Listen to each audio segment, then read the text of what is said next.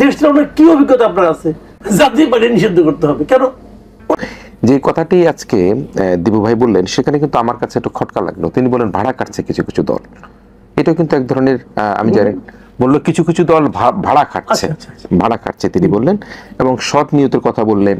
এবং আজকে যাদের প্রতি আক্রমণ হচ্ছে তাদের প্রতি কিন্তু অকারণেই কিন্তু সহানুভূতি তৈরি হয়ে যাচ্ছে। জাতীয় পার্টির অফিসে যে আগুন লাগানো হচ্ছে, ভোট তো এই অফিসের ভিতরে নাই। এবং সেই সাথে পিআর নির্বাচনের কথা বলতে গিয়ে বললেন যে যদি আজকে পিআর নির্বাচন ছাড়া নির্বাচন হয় তাহলে কিন্তু ইসলামিক দল এবং জামায়াতে ইসলাম তারা যদি একসাথে জোট করতে পারে তাও কিন্তু বিএনপির জন্য বড় একটা চ্যালেঞ্জ হবে। তাহলে সবকিছু শেষে যে প্রশ্নটি সেটি হচ্ছে যে পিআর নির্বাচনের যে পদ্ধতির কথা বলে জামায়াতে ইসলাম এখন তাদের যে আন্দোলন চাঙ্গা করছে এটি তাদের স্ট্র্যাটেজি হতে পারে কিনা, আসলে মূল নির্বাচনে গেলে তারা আসলে বিএনপির সাথে একটা ফাইট দেওয়ার জন্য বড় একটা শক্তি তারা সঞ্চয় করছে। সার্বিক বিষয়টা আপনার বিশ্লেষণ, দিবু ভাইয়ের বক্তব্যের সাথে আপনার বক্তব্য। জি, আমি একটা একটা করে বলি। প্রথমে যে কথা বলেন আমার বক্তব্য নিয়ে বিতর্ক হচ্ছে, বিতর্ক না, মিশ্র প্রতিক্রিয়া। আমি দুঃখ প্রকাশ করছি। না দুঃখ প্রকাশ করার কিছু নেই তো, এটা বাস্তবতা। এটা বাস্তবতা। পৃথিবীতে এমন কোন ব্যক্তি দেখাতে পারবেন যে সবাইকে খুশি করতে পারছে? আমাদের নবীও পারে নাই। পারছেন? আমাদের নবী হযরত মুহাম্মদ সাল্লাল্লাহু আলাইহি ওয়াসাল্লাম সবাইকে খুশি করতে পারছেন? ওনারা আপন চাচাকেও করতে পারেন না খুশি। তো আপনি পারবেন না। এই চেষ্টা যে করবে, যে লোকের উপর সবাই খুশি হবে, আপনি বড় কেবল সে লোক মৃত। আজকের মৃতরাও সবাই খুশি করতে পারে না। ওই নুরাল পাগলা মরে গেছে না, তার মৃতদেহ কিন্তু সবাই খুশি করতে পারে নাই। 15 দিন পরে তার লাশ তোলা হয়েছে। কাজে ওই প্রত্যাশাও করা উচিত হবে না, এবং এটা খুব স্বাভাবিক ঘটনা। এটাই প্রমাণ করে আমরা বেঁচে আছি, কোনো সমস্যা নেই। আর দ্বিতীয় যে কথাটা বলছি আমি একটা একটা করে বলি, দুই ভাই যে সমস্ত কথাবার্তাগুলি বললেন এটি বাস্তবতা। এই দেশে আপনি এগুলি ব্যাখ্যা করতে পারবেন না। জাতীয় পার্টি অফিস ভাঙতে হবে কেন? জাতীয় পার্টিকে ভেঙে আপনারা যেন প্রমাণ করে দিচ্ছেন যে জাতীয় পার্টি একটা শক্তি। জাতীয় পার্টি এরশাদে মরার সঙ্গে সঙ্গে এই পার্টি মোটামুটি মরে গেছে। আর জাতীয় পার্টি কিন্তু আমি আসলে পার্টি বলতাম না দিন, ওটা ছিল প্রপার্টি। জাতীয় পার্টি এরশাদের প্রপার্টি ছিল, কারণ উনি একজন লোক মারা গেলে পরে তার সম্পত্তির মালিক হয় কে? বউ বাচ্চা ভাই বোন এরাই তো মালিক হয়। এখানেও তাই হয়েছে।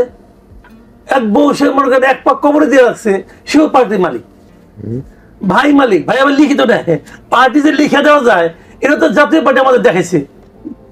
একটা লোক মানে ভালো মতো কথা বলতে পারে না, হুইল চেয়ারকে নিয়ে আসছে, সাংবাদিক এনে বললো তুমি লিখে দিছে। পার্টি কখন লিখে দেয় হয়, আমাদের এগুলো হয় দেখাচ্ছেন। তো এই প্রপার্টিতেও দেখেন ভাঙাচোরা কিভাবে। এখানে যারা নাকি মোটামুটি বড় নেতা, আনিসুল ইসলাম মাহমুদ, রুহুল আমিন হাওলাদার, মুজিবুল হক চুন্নু, এরা ব্যাপারে যে আরেক পার্টি করছে। কি কারণে করছে? কারণটা কি? মানে এরা কিন্তু অলওয়েজ একটা ক্ষমতার সঙ্গে থাকার একটা মানে প্রবণতাদের মধ্যে আছে। হ্যাঁ, ফিরোজ রশিদ একসঙ্গে। এরা কি আওয়ামী লীগ আমাদের সুবিধা নাই নিচ্ছে? যদি পার্টি ভাঙতে হয় তাহলে তো এই জিএম কাদেরটা না ভেঙে আনিসুল ইসলাম মাহমুদ এটা ভাঙা উচিত। কারণ আনিসুল ইসলাম মাহমুদ পুরো সময়টাই তো এই গভর্নমেন্টের সঙ্গে ছিল, আওয়ামী লীগের সঙ্গে ছিল। ওই তো জিএম কাদের তো মাঝে মাঝে বিপ্লবী একটা কথাবার্তা বলতো, তাই না? তারা ভাঙে না কে? আসলে এই ভাঙার পেছনে যেগুলি বলা হচ্ছে এগুলি মূল কারণ না। মূল কারণটা হলো ভোটের রাজনীতি। তাদের মধ্যে একটা ধারণা তৈরি হয়েছে যে যদি জাতীয় পার্টি শেষ পর্যন্ত ইলেকশন করে হয়তো এমন কিছু হতে পারে যে আওয়ামী লীগের ভোটগুলো একটা জাতীয় পার্টিতে পড়তে পারে। যদি পরে, এতদিন যে অঙ্ক করতেছিলাম যে হয় ফার্স্ট নাহলে সেকেন্ড, ওটা তো আর থাকে না। এই আতঙ্কে তারা কাতর হয়ে গেছে, এবং যে কারণে ভাঙতে হবে, যে কারণে এই পার্টিকে নিষিদ্ধ করতে হবে। দেখেন নূর সাহেব ওখানে গেলেন, উনি দেখেছেন নাকি জাতীয় পার্টি কি নূরের অফিসে আসছিল? অত আসে নাই, নূরে গেছে, যাওয়ার পর সে ব্যাক করছে। তার মারছে কে?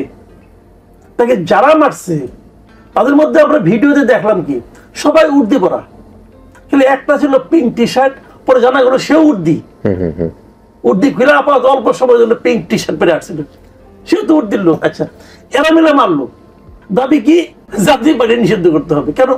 ওরা তো মারে নাই। ওরা কি মারছে? ওরা তো মারে নাই। ওরা কি মারার মতো অবস্থায় আছে রে ভাই? জাতীয় পার্টি বাংলাদেশে মারার মতো অবস্থায় আছে? ওরা তো নিজেই সবসময় কাপাকাপির মধ্যে থাকে যে কে এসে মারে। তো মানলো এরা। যদি আপনি নিষিদ্ধ চাইতে হয় তাহলে উর্দিকে বলেন যে উর্দি নিষিদ্ধ করতে হবে, উর্দি আমার মারে কে? তা তো করেন না, যান ওই মরারে মারার জন্য। কিন্তু ওই মরা যে আসলে মরা না, এটা তারা বুঝতে পারছে। তাহলে এর পেছনে মূল কারণটা কি? মূল কারণটা হলো যে আপনি আওয়ামী লীগকে নির্বাচনে বাইরে রাখতেছেন নানা ক্যারিকেচার করে। এই যে নানা ক্যারিকেচার করে আওয়ামী লীগ, দেখেন আওয়ামী লীগ আমরা দেখছি কি, আওয়ামী লীগ আমরা দেখছি বিএনপি কোনো বিরোধী দলের মধ্যে নাই। বিএনপি তো ইলেকশন করে না, প্রধান বিরোধী দল জাতীয় পার্টি। আওয়ামী লীগের শেখ হাসিনা থেকে শুরু করে এমন কোন বড় নেতা, শীর্ষস্থানের নেতা ছিল না যারা 10 মিনিটে একটা ভাষণ দিত কিন্তু সেখানে বিএনপির নাম 10 বার উচ্চারণ না করতো। বিএনপি না থাকেও ছিল, ঠিক কিনা? আওয়ামী লীগ বিএনপি মানে ইয়ে ছিল না, সংসদে ছিল না, অমুক না, কোথাও তারা নাই, কিন্তু তারাই ছিল ওদের মনে, সারাক্ষণ তারা বিএনপি নিয়ে জব্দ আর কি। এখনো ঠিক একই হয়েছে, আওয়ামী লীগ নাই কিন্তু নো হয়। এবং আওয়ামী লীগের পলিটিক্সে কিন্তু মোটামুটি আপনার স্থগিত, তারা পলিটিক্সও করতে পারবে না, কিন্তু আওয়ামী ভয় এদের কাউকে ছাড়ছে না। এটা হলো বাস্তবতা। এই বাস্তবতাটা হয়েছে কেন? যে দুইটা জিনিসই এদেরকে আপনি নাই যে করছেন, আগের বারও নাই করছেন গাইড জোরে, এবারও নাই করছেন গাইড জোরে। জনগণের যে পালস, সেই পালসের সঙ্গে আপনার এই সিদ্ধান্তের কোনো মিল নাই। আপনারা একটা কালো আইন দিয়ে, একটা নির্বাহী আদেশ দিয়ে আওয়ামী লীগের রাজনীতিকে নিষিদ্ধ করছেন। এটা জনগণের পালস নাই দেশের। আপনি যদি এটা জনগণের উপর ছেড়ে দিতেন তাহলে ভালো। শোনেন, আমরা ছোটবেলায় আপনাকে বড় হয়ে দেখি টিভিতে রেসলিং হয়, তো আমি একসময় খুব দেখতাম। আমার তখন বাচ্চা মেয়ে তখন ছোট ছিল, ওকে নিয়ে দেখতাম। এবং একটু পরেই আমরা দুইজনই একমত হইতাম যে আমরা কার পক্ষে দেবো। যে রেসলারটা শুরুর দিকে মার খাতো খুব প্রচন্ড, আমরা তার পক্ষে মানে যাইতাম, এবং আমরা আশা করতাম যে ওই যে মায়ের খাইছে সে জিতুক। এটা হলো হিউম্যান নেচার, মানে সে উঠে দাঁড়াকাবার। এটা হিউম্যান নেচার। যাকে আপনি টর্চার করবেন, অত্যাচার করবেন, আপনি যাকে ঠেলবেন, ঠেলতে ঠেলতে দেয়ালের কাছে নিয়ে যাবেন, দেখবেন যে পাবলিক তার পক্ষে চলে যাচ্ছে। যদি এই ঠেলাটা, এই অত্যাচারটা যদি তারা মনে করে যে এটা হলো অনৈতিক অথবা গায়ের জোরে করতেছেন, তখন তারা তার পক্ষে যাবে। এটা স্বাভাবিক, এটা হিউম্যান নেচার। জাতীয় পার্টিকে আপনি এখন যে ঠেলতেছেন, জাতীয় পার্টির লাভ হচ্ছে। আওয়ামী লীগ আমলে বিএনপির আওয়ামী লীগ ঠেলছে, আওয়ামী লীগ আমলে জামাতকে তো ঠেলতে ঠেলতে পারলে সাগরে ফেলাই দেয়। এদের লাভ হচ্ছে, এবং আরো পাবলিকের সিম্প্যাথি এই দলগুলির প্রতি যায়। এটাই হলো, তাই হচ্ছে। পিআরের কথা বলছেন, কিন্তু আপনি বললেন যে আসলে পিআর হোক আর যেটাই হোক সেটা কিন্তু বড় একটা চ্যালেঞ্জ হবে। এখন এই ফেব্রুয়ারিতে নির্বাচন হয়নি, এই ক্ষেত্রে চ্যালেঞ্জ বা সংকটের কথা কিন্তু মানুষ বলছেন। এখন আমরা ইতিমধ্যেই একটা ভালো সংবাদ আমরা শুনতে পেলাম যে জনাব তারেক রহমান তিনি 2 সপ্তাহের মধ্যে দেশে আসবেন, এবং দেশে আসলে হয়তোবা তার রাজনীতির যে মূল হালটি তিনি ধরতে পারবেন।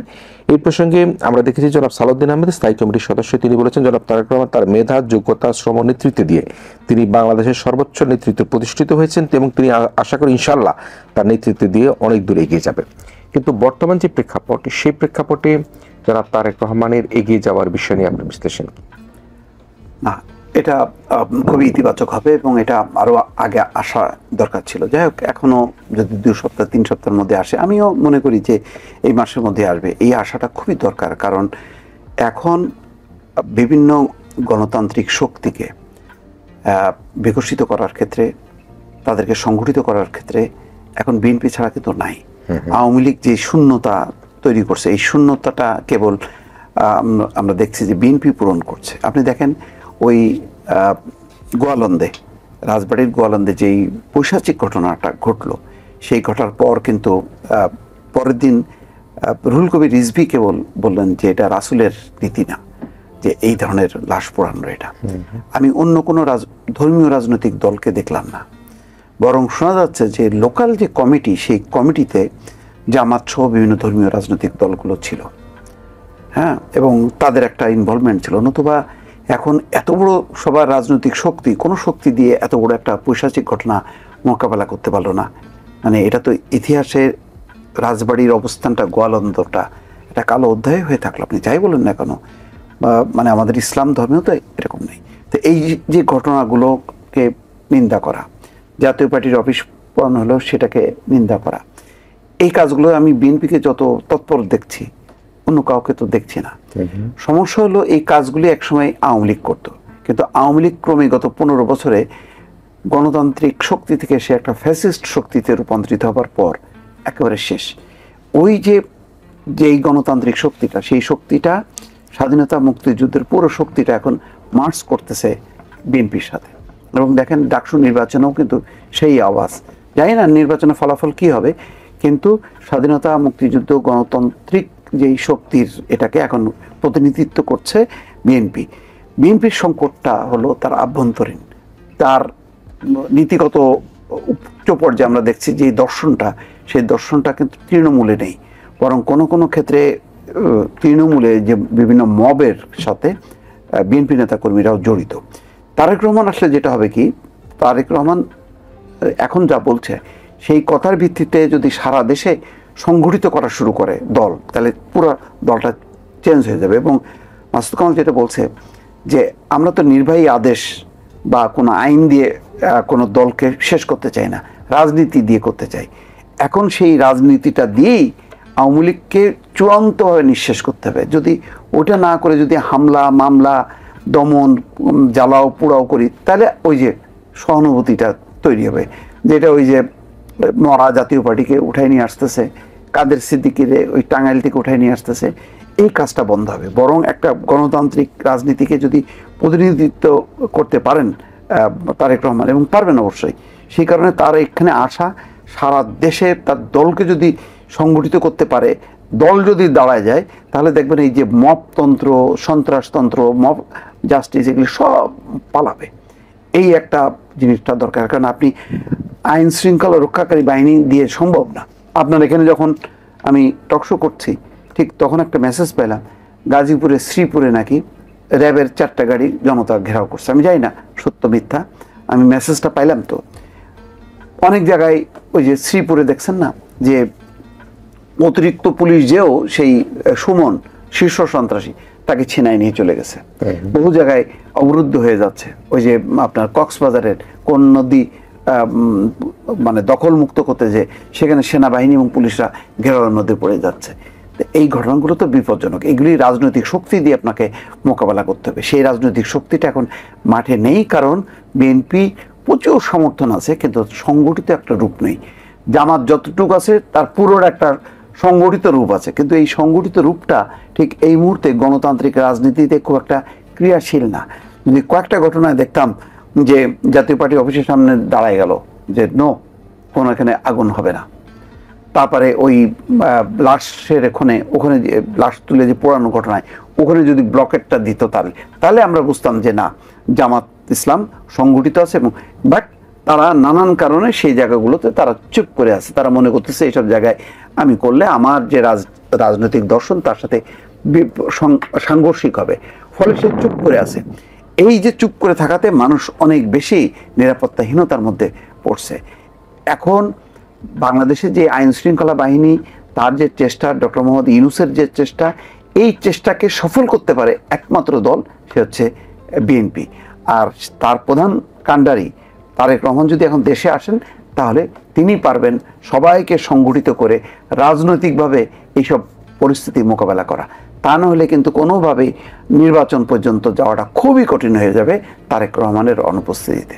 মানে তিনি ফিরে আসলে হয়তো বা যে অস্বস্তি আছে তার অনেকখানি কেটে যাবে। তিনি তো আসলে হাটে মাঠে যে কোনো জায়গায় যাবার মতো লোক, এবং আমরা ইতিপূর্বে দেখেছি যখন তিনি দেশে ছিলেন, যদিও তিনি সরাসরি বড় কোনো পদে না থাকলেও কিন্তু তিনি দেশের বিভিন্ন অঞ্চলে তরুণদের নিয়ে নানা রকম মুভমেন্ট করেছেন, আলাপ আলোচনা করেছেন। এবারও হয়তো সেই প্রত্যাশাই করে তার দলের যারা রয়েছেন তারা সেই প্রত্যাশা করেন। আমি মাসুদ কামাল, এই 2-3টা প্রশ্ন এখানে এসে গেল। একটা হচ্ছে জাতীয় পার্টি কিন্তু একেবারে নিভে গিয়েছিল, আগুনকে আবার তুষার আগুনের মতো সেখানে নিয়ে আসা হলো। আমরা সহানুভূতির কথা বলছিলাম। সার্জিস সাহেব একটা কথা বলেছেন গতকালকে, তিনি বলেছেন বাংলাদেশে কি আবার একনায়কতন্ত্র প্রতিষ্ঠা হতে যাচ্ছে কিনা, তিনি প্রশ্ন করেছেন। আমি তার উক্তির কথাই বলছি, আমার কোনো ব্যক্তিগত মন্তব্য বা বক্তব্য নেই। এবং জুলাই সনদ বা এটা নিয়ে কিন্তু এখনো পর্যন্ত কোনো বিস্তারিত নেই, আজকে বোধহয় কারোর সাথে বসা হয়েছে। তো এই যে অবস্থা চলছে, এই অবস্থার প্রেক্ষাপটে যেটি মোস্তাফিরুজ ভাই বললেন যে আওয়ামী লীগকে নিঃশেষ করতে হবে নানা রকম আইনগত ভিত্তির মধ্যে দিয়ে, কোনোভাবে এরকম ভাবে যদি করা হয় তাহলে কিন্তু সেই আওয়ামী লীগ আবার ফিরে আসতে পারে। তো আমি বলছি রাজনৈতিকভাবে নিঃশেষ করতে হবে। তো সেই ক্ষেত্রে এখন যে পরিস্থিতি বিরাজ করছে, এই পরিস্থিতির কারণের জন্য তো তাদের ফিরে আসার জায়গাটা কি আরো বেশি ইজি হয়ে যায় কিনা? দেখেন, আমার মাঝে মাঝে মনে হয় যে আওয়ামী লীগকে মানে যতদিন এগুলো তো ফিরে আসেই, সব রাজনীতি ফিরে আসে। আওয়ামী লীগ 21 বছর পরে ফিরে আসছিল। তো যে কোনো রাজনৈতিক দল ব্যাক করার ক্ষেত্রে কিছু কিছু অনুঘটক কাজ করে। কিন্তু আওয়ামী লীগের নর্মালি যে সময়টা লাগতো ফিরে আসতে, তার চেয়ে যদি তারা মানে অনেক দিন আগেই তারা ফিরে আসবে বলে আমার ধারণা, এবং সেই জন্য তারা কৃতজ্ঞ থাকবে ডক্টর ইউনূসের কাছে। কারণ ডক্টর ইউনূস সাহেব দায়িত্ব নেওয়ার পর উনি এমন এমন কাজ করছেন, তার প্রত্যেকটা কাজ আওয়ামী লীগের ফিরে আসাকে ত্বরান্বিত করেছে। প্রত্যেকটা কাজ। প্রথমত কাজ হলো কি, দেখেন সে যদি একটা ভালো ক্যাবিনেট করতো, যা নাকি মনে করেন দেশটাকে ভালো চালাতে পারতো, তাহলে কিন্তু আওয়ামী লীগের কথা লোকে মানে ভুলে যেত। সেটা করতে সে কতগুলো অথর্ব লোককে টোকাই নিয়ে আসছে, আইনে নিয়ে তার ওখানে বসাইছে, এবং সে নিজেই স্বীকার করে যে আমি তো এই জায়গার লোক না। উনি নিজেই এই জায়গার লোক না, এবং আরো যারা আনছে বলে কি আমি ভুল করি, ওরা তো ভুল করবেই। মানে ভুলের একটা মানে বানাইছে আর কি, মানে একটা আশ্রম বানাইছে ওখানে, যে ওটা যদি দেশ চালাবে। ভাই দেশটা তো দেশ না। আপনি ঘরের মধ্যে ভুল করতে পারেন, তাতে আপনার ঘর ক্ষতিগ্রস্ত হবে। যখন দেশের মধ্যে আপনি ট্রায়াল অ্যান্ড এরর বেসিসে কাজ করবেন, তখন তো পুরো দেশ ক্ষতিগ্রস্ত হবে। এইটুকু বুঝার মতো সেন্স ওনার মধ্যে কাজ করে নাই, এখনো করতেছে না। তা না হলে ওনার বিভিন্ন উপদেষ্টাদের নিয়ে যে সমস্ত কথাবার্তা শোনা যায়, সবাইকে খুব ভালো করতেছে। কিন্তু দুই একটাকে চেঞ্জ করতেন, উনি চেঞ্জ করবেন, উনি জেদ ধরে বসে আছেন। আমি যা করছি ওইটা, ওই যে বলছিল ওরা এয়ারপোর্ট থেকে নেমে আমার কথা শুনতে হবে, এই ধরনের কথা যে লোক বলতে পারে আমার কথা শুনতে হবে, সে তো একটা লোক, সে তো নিজে একটা লোক। তো আমার কথা শুনতে হবে, আপনি কে? কে আপনি? আপনার দেশ চালানোর কি অভিজ্ঞতা আপনার আছে? আপনি কোন জায়গায় নিজের সাফল্যটা প্রমাণ করছেন? তো এইগুলি বলে তো লাভ নাই। তো এখন সে দিবু ভাই যে কথা বললেন, মুস্তফা ভাই যে কথাটা বললেন, খুব ইম্পর্টেন্ট কথা, যে আওয়ামী লীগকে যদি আপনি শেষ করতে চান, আওয়ামী লীগকে যদি আপনি নিঃশেষ করতে চান, আওয়ামী লীগকে যদি বলতে চান যে এর আসবে, তাহলে আওয়ামী লীগকে পরাস্ত করতে হবে তার রাজনীতি দিয়ে। আওয়ামী লীগের রাজনীতি কে পরাস্ত করবেন? আওয়ামী লীগের চেয়ে বেটার রাজনীতি আপনাকে নিয়ে আসতে হবে। কে আনবে? কে আনবে? জামাত আনতে পারতেছে? জামাত কি করতেছে আমরা দেখতেছি, এনসিপি কি করতেছে এটা আমরা দেখতেছি। একমাত্র আশা ছিল বিএনপি নিয়ে। আমি বিএনপি আজকে একটা ঘটনা বলি। আজকে এই যে সালাউদ্দিন আহমেদ সাহেব, উনি তো বিএনপির এই মুহূর্তে ভার্চুয়ালি অনেক বড় নেতা, তারেক সাহেবের পরে তো ওনাকে বিবেচনা করা হয়। উনি আজকে একটা মিটিংয়ে ছিলেন জাতীয়তাবাদী কর আইনজীবী ফোরামের, ওখানে উনি কিছু কথা বলছেন। আমি সিম্পলি আপনাকে একটু পড়ে শোনাই। উনি বলেছেন যে আওয়ামী লীগ কর্মীরা এক জায়গায় বলে জয়, দৌড়াতে দৌড়াতে 1.5 মাইল দূরে গিয়ে বলে বাংলা। এই হলো তাদের অবস্থা। আওয়ামী লীগের কর্মীদেরকে উনি এক ধরনের তুচ্ছ তাচ্ছিল্য কিন্তু করতেছেন। আচ্ছা, এটা নিয়ে পরে বলি। তারপরে আবার কি বলছেন, তারা যেন আর দাঁড়াতে না পারে সে রাজনীতি করবে আগামী নেতৃত্ব। কারা দাঁড়াতে পারবে না? এই কর্মীরা। এই কর্মীদেরকে নিঃশেষ করার জন্য কি আপনাকে দায়িত্ব দেওয়া হয়েছে ভাই? বরঞ্চ আপনি এদেরকে উদ্দীপ্ত করবেন, তোমরা ওই রাজনীতি ত্যাগ করো, তোমরা বেটার কোনো রাজনীতি করো। সে রাজনীতি দেখাতে পারছেন? দেখাতে পারেন নাই। ঠিক এই হাসান, আমি যেমন এই কথা শুনি, আমার হচ্ছে আমি বোধহয় হাসান মাহমুদের কথা শুনতেছি, আমি বোধহয় ওবায়দুল কাদেরের কথা শুনতেছি। বলতো নানা রকম তুচ্ছ তাচ্ছিল্য করে বলতো যে এটা তো মানে আপনার বাংলাদেশ বিএনপি কে বলতো, বাংলাদেশ কি নিউট্রিশন পার্টি কি পার্টি বলতো যে আপনার করে খালি এই মানে কি বলে কমপ্লেন করে, খালি কমপ্লেন করা পার্টি। বিএনপির অস্তিত্ব নিয়ে হাসান মাহমুদের কি টেনশন, বিএনপি আর পারবে না, এগুলি বলতো। তো সেই ভাষা কিন্তু আমি ওনার মুখে শুনতেছি। আবার এই অনুষ্ঠানেই উনি আবার তারেক রহমান সম্পর্কে একটা কথা বলছেন, যে তারেক রহমানের মধ্যে যে পরিপক্কতা দেখেছি, এই জাতি ইনশাল্লাহ অনেক দূর অগ্রসর হবে। তারেক রহমান একা অগ্রসর করবে? তারেক রহমান তো আপনাদের নিয়ে করবে। তারেক রহমান দেখাবে পরিপক্কতা, আর আপনি দেখাবেন এইটা। আপনি দেখাবেন হলো গিয়ে ওই হাসান মাহমুদের ওই মানে ওই বক্তব্যগুলি। তাহলে তারেক রহমান কিভাবে যাবে? তারেক রহমান চাইলে ওনার জন্য কষ্ট হবে। তারেক রহমান 15-16 বছর ধরে লন্ডনে আছেন। ওনার রাজনৈতিক প্রজ্ঞা এবং পরিপক্কতা আমি কিন্তু চেঞ্জটা খেয়াল করেছি। শুরুতে উনি যেভাবে কথাবার্তা বলতেন, এখন কিন্তু সেভাবে কথাবার্তা বলেন না, এবং উনি অনেক পরিপক্ক। আপনার মনে আছে কিনা জানি না, জেনারেল ইব্রাহিম যখন নাকি আওয়ামী লীগের সঙ্গে যে ইলেকশন করলো, তখন ইব্রাহিম সাহেবের সঙ্গে তারেক রহমানের একটা টেলিফোন কল কিন্তু ফাঁস হয়েছিল। আপনি শুনছিলেন? আমি পুরোটা শুনছি, এবং পুরোটা শুনে আমি একটা পাইলাম না, তারেক রহমানের একটা শব্দ পাই নাই যেটা দিয়ে তাকে ডিফেম করা বলা যায় যে আপনি এটা অপরিপক্ক কাজ করছেন। ঠান্ডা মাথায় ওনাকে সে বোঝানোর চেষ্টা করছেন, এবং যখন উনি যাবেন বলে সিদ্ধান্ত দিয়ে দিলেন তখনই কিন্তু ওনার উপর খেপেন নাই। এই যে পরিপক্কতা, এই পরিপক্কতা থেকে আমাদের অন্য নেতাদের মধ্যে আছে, দেখতে পাচ্ছেন আপনি? পাচ্ছেন না। তারেক রহমান কেন আসে না সেটা আমি অনেক প্রশ্ন করছি, এবং আমরা এই ক্ষেত্রে সবচেয়ে ভোকাল বোধ আমি যে কেন উনি আসেন না। আমার মাঝে মাঝে মনে হয় উনি আসেন না ওরা এই সমস্ত নেতাদের কারণে। উনি চিন্তা করেন আমি এখন যাব, তখন আমি যা বলবো এই লোকগুলো কি তা শুনবে? শুনবে না তো। এই লোকগুলো যে সবাই যার যার আলাদা আলাদা পকেট বানিয়ে রাখছে। বিএনপির মধ্যে পকেট কয়টা বলেন আপনি? যখন দেখবেন মির্জা ফখরুল একটা প্রোগ্রাম, এটা আজকে থেকে না, এটা আরো 10 বছর আগে থেকে চলতেছে। যখন মির্জা ফখরুল একটা প্রোগ্রাম রাখে, তখন আমরা তো ছিলাম ভাই টেলিভিশনে, তো উনিও ছিলেন, আমিও ছিলাম, একই জায়গায় ছিলাম। ওই বিএনপি বিট যারা করতো তারা বলতো যে মির্জা ফখরুল যখন একটা প্রোগ্রাম রাখবে ঠিক একই সময় পার্টি হিসেবে রিজভের দেখে ডাকবে, যাতে নাকি ওখানে যাইতে না পারে। এরকম পকেট আরো এখন বাড়তেছে। সালাউদ্দিন সাহেব আসছে, তো উনি তো পকেট নিয়ে আসছে, তো এইগুলো কিন্তু চলছে। এই পকেটের মধ্যে তারেক সাহেব এসে কি করবে, হাবুডুবু খাবে কিনা আমার একটু সন্দেহ আছে। আবার আরেকটা সমস্যার কথা আমি বলি, উনি যে কোনো অ্যাকশনে যাবেন তাও পারবেন না, সামনে ইলেকশন। আপনি মনে করেন এই যে প্রত্যন্ত অঞ্চলে উনি যদি বহিষ্কার করেন, বহিষ্কার করার পরেও চাঁদাবাজি থামে না কেন? থামে না, এই সমস্ত পকেটগুলি বলে তোমরা চালাই যাও, আমি তো আছি, পরে তোমাদেরকে আমরা দলে আবার নিয়ে নেবো। এখন উনি তো এটা নিয়ে যন্ত্রণায় আছেন, ওনার তো সে ক্ষমতাও নাই যে উনি বলবেন যে এটাকে ধরো মারো, পারবেন না, বড় জোর বহিষ্কার করতে পারবেন। এইগুলি কিন্তু আমাদের প্রত্যাশাগুলো, আমরা যার দিকে তাকিয়ে আছি তিনি নিজেই বা কতটুকু পারবেন এদেরকে নিয়ে। ওনাকে কিন্তু দলের তারেক রহমান যদি এই বিএনপি নিয়ে অগ্রসর হতে চান, আমার মনে হয় না খুব সহজ হবে। নতুন বিএনপি নিয়ে অগ্রসর হতে হবে। মোসাদ্দেক ভাই, অনেক আলোচনা হলো, আমরা পরিস্থিতি বুঝতে পারলাম এবং শঙ্কার কথাও আমরা জানলাম, আমরা আশাবাদের কথাও শুনলাম, যেটি আপনি বললেন জনাব তারেক রহমান যদি ফিরে আসেন সবকিছু থেকে একটা অবস্থানের মধ্যে পরিবর্তিত অবস্থাটি নিয়ে আসতে পারবেন। এখন শেষ আলোচনায় আসলে এই যে নির্বাচনমুখিতা, মানুষের মধ্যে যে আতঙ্ক, যেটি সেই জায়গাটা, একই সাথে সব দলগুলো একসাথে কাজ করা, সবাই মিলেই তো এই ফ্যাসিস্টকে বিদায় করেছে।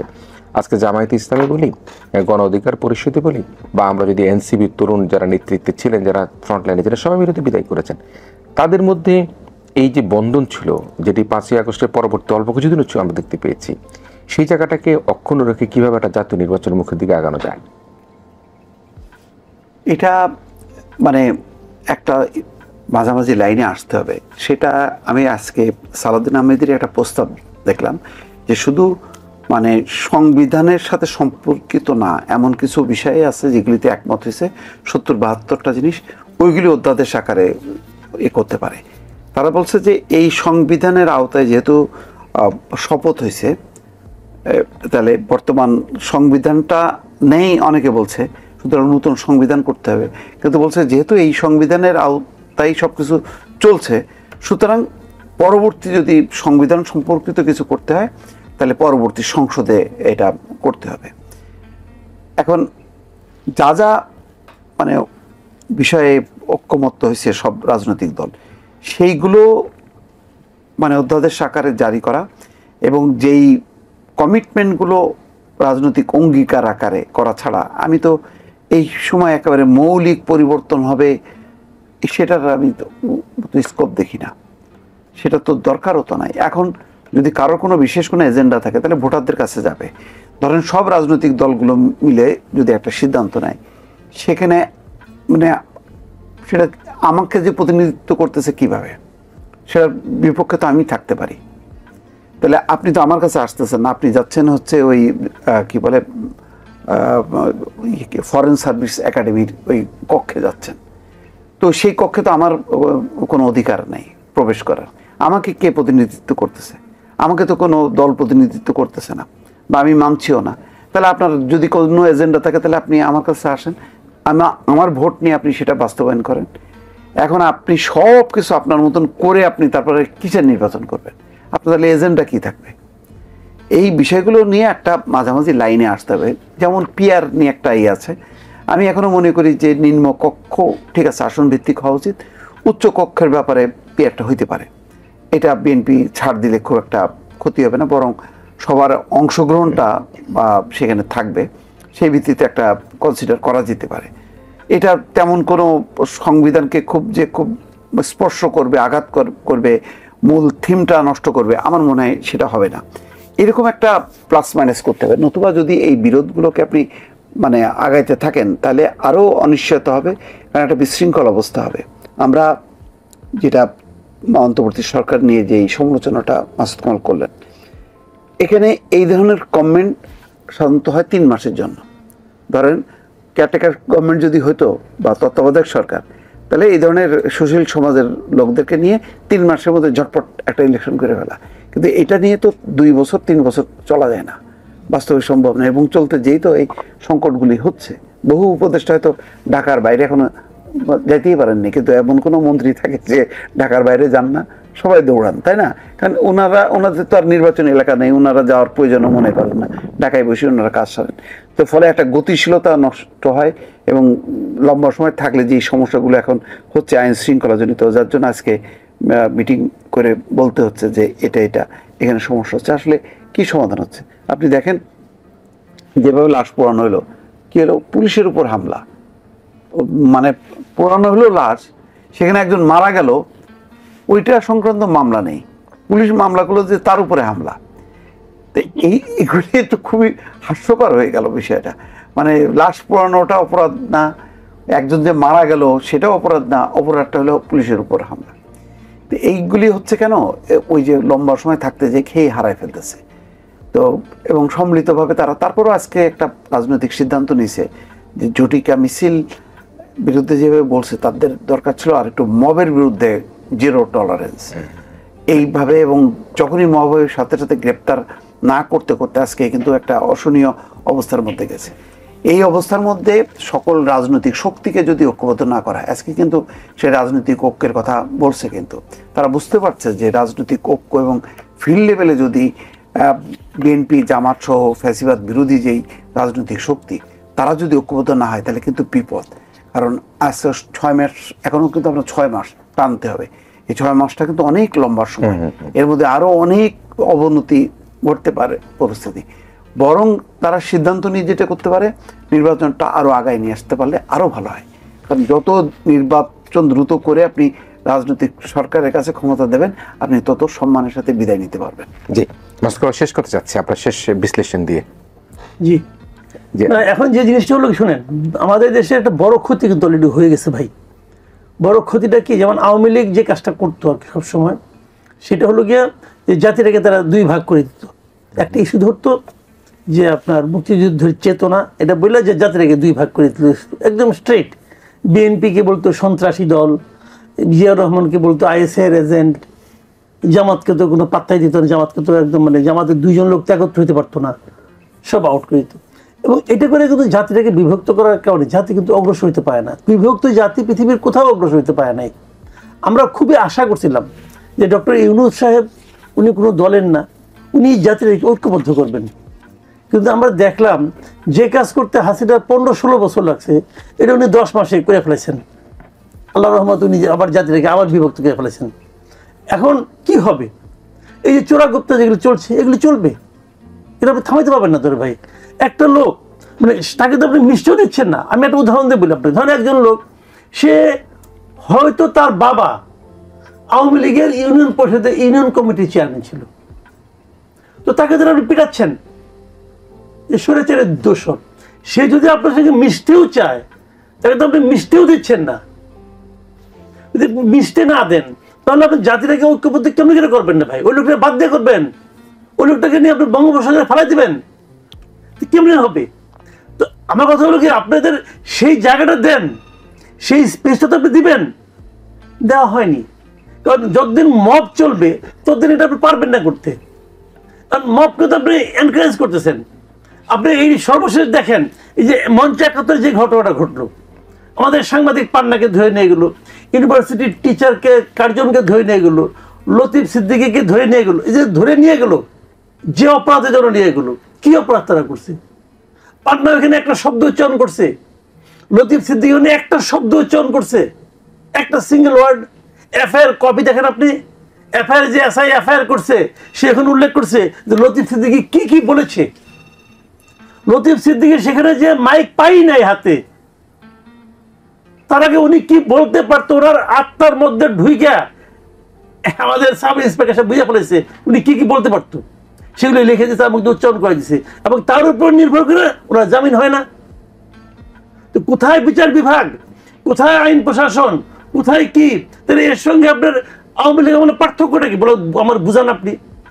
তারাও জাতিটাকে ভাগ করছে, এরাও জাতিটাকে ভাগ করতেছে। মুক্তিযুদ্ধের কথা বললে আওয়ামী লীগ, যে কথা আওয়ামী লীগ আগে বলতো যে আওয়ামী লীগ মুক্তিযুদ্ধটাকে তার ইজারা করে নিয়েছিল, এখন এরাই কিন্তু প্রমাণ করতেছে যে ঘটনা সত্য, মুক্তিযুদ্ধ আসলে আওয়ামী লীগেরই, আর কেউ করে নাই। এতে ভাবতে গেলেন তাই মনে হচ্ছে। তো এইগুলি করে কেন? আমার কথা হলো কি ভাই, আমি আওয়ামী লীগ বিএনপি বুঝি না, আমার কথা হলো জাতি তো আমরা একটা, এই জাতিটাকে আর ভাগ করেন না, ঘরের মধ্যে ঘর বানায়েন না। জি নিশ্চয়ই নিশ্চয়ই নিশ্চয়ই। মাসুদ খান আপনাকে ধন্যবাদ জানাই।